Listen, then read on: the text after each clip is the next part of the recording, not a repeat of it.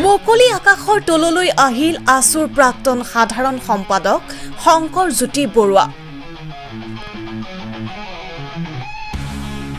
মুকলি আকাশৰ তললৈ আহিল আসুৰ প্ৰাক্তন সাধাৰণ সম্পাদক শংকৰ জ্যোতি বৰুৱা।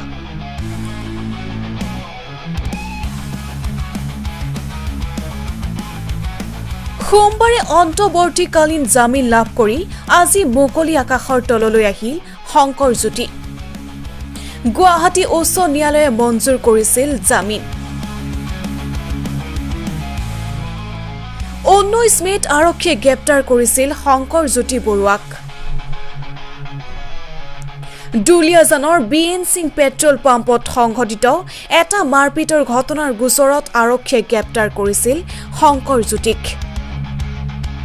অৱশেষত আদালতৰ কাম-কাজ সম্পন্ন হোৱাৰ পিছত মুকলি আকাশৰ তললৈ আহিবলৈ সক্ষম হয় শংকৰ জ্যোতি বৰুৱা। মই মুকলি আকাশৰ তললৈ আহি অসমৰ প্ৰতিটো সংবাদ ধন্যবাদ জ্ঞাপন কৰিছো। দল সংগঠন যিসকলে স্বাভিমানৰ পক্ষত থাকি মাত মাতিলে সকলোকে ধন্যবাদ জ্ঞাপন কৰিছো আৰু যিসকল ৰাইজে স্বাভিমানৰ পক্ষত মাত মাতিলে সকলোকে ধন্যবাদ জ্ঞাপন কৰিছো। আৰু আপোনালোকৰ সহযোগিতা অবিহনে মই মুকলি আকাশৰ তললৈ আহিব নোৱাৰিলো। গতিকে আপোনালোকে কৰা এই স্বাভিমানৰ পক্ষত যিখিনি মাত মাতিলে তাৰ কাৰণে মই অন্তৰ নিৰ্বিত কোণৰ পৰা ধন্যবাদ জ্ঞাপন কৰিছো। ধন্যবাদ। আচলতে 8টা দিন ভিতৰত মই হৰণ এটা শুনা নাই, গতিকে বাহিৰত কি হৈছে মই গম পোৱা নাই। পৰ্যালোচনা কৰিম, তাৰপিছত নিশ্চিতভাৱে বক্তব্য ৰাখিম। এই মুহূৰ্তত কেৱল মই আপোনালোকৰ সহযোগিতাৰ কাৰণে, সংবাদ মাধ্যমৰ সহযোগিতাৰ কাৰণে, দল সংগঠনৰ সহযোগিতাৰ কাৰণে, বিশেষকৈ দুলীয়াজানবাসী ৰাইজৰ সহযোগিতাৰ কাৰণে ধন্যবাদ জ্ঞাপন কৰিছো।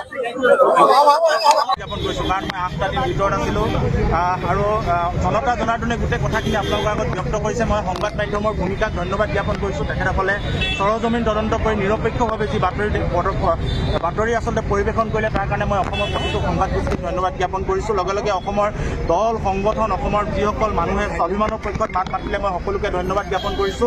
এই মুহূৰ্তত বাহিৰত কি হৈ আছিল মই বিশেষভাৱে লাভ কৰা নাই সবিশেষ তথ্য, কিন্তু মই ইমানখিনি জানো অসমৰ প্ৰতিটো সংবাদ গোষ্ঠী, অসমৰ স্বাভিমানৰ পক্ষত থকা বিভিন্ন দল সংগঠন, ব্যক্তি, বিশেষকৈ দুলীয়াজানবাসী ৰাইজে তেখেতসকলৰ সঁহাৰিৰ কাৰণে মই আজি মুকলি আকাশৰ তললৈ আহিবলৈ সক্ষম হ'লো। গতিকে মই অন্তৰৰ নিৰ্বিত কোণৰ পৰা সকলোকে ধন্যবাদ জ্ঞাপন। আপুনি ভিতৰত সময়ছোৱাত আপোনাৰ বিৰুদ্ধে এটা ষড়যন্ত্ৰ বুলি কোৱা হৈছিল, ৰাজনৈতিক ষড়যন্ত্ৰ, বিভিন্নজনে মন্তব্য সমালোচনা কৰিছিল বা আলোচনা কৰিছিল, এই দিশত কিবা মন্তব্য? মই কৈছো জনতা জনাৰ্দন, জনতাই সকলো কথা প্ৰত্যক্ষ কৰি থাকে। জনতাই যিখিনি কথা প্ৰত্যক্ষ কৰি থাকিব আমি জনতাৰ কথাত যাবৰ কাৰণে বাধ্য।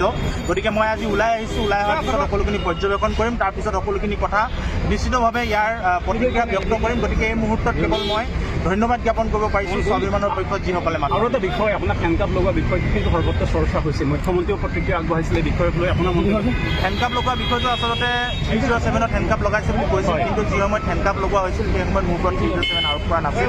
কেৱল মই এটা ফেচবুকত পোষ্ট লিখিছিলোঁ, সেই পোষ্টটোৰ সন্দৰ্ভত মোক 11টা ধাৰা আৰোপ কৰা হৈছিল আৰু সেই 11টা ধাৰা সন্দৰ্ভত মোক কোৰ্টলৈ হেণ্ডকাপ লগাই লৈ অনা হৈছিল।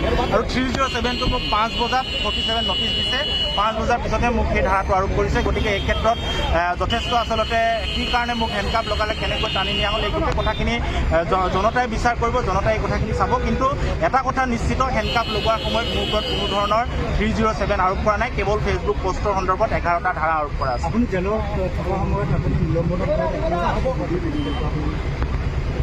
সেইখিনি কথা আচলতে পুৰণা কথা, পুৰণা কেছত বজোৱাসকলৰ বিষয়ে মই নতুনকৈ ক'ব বিচৰা নাই। এইখিনি কথা সকলোৱে ইতিমধ্যে জানে। গতিকে এই মুহূৰ্তত কেৱল মই যিসকলে স্বাভিমানৰ পক্ষত থাকিলে সেইসকলক ধন্যবাদ জ্ঞাপন কৰিম। News desk report, Kalaigaon live.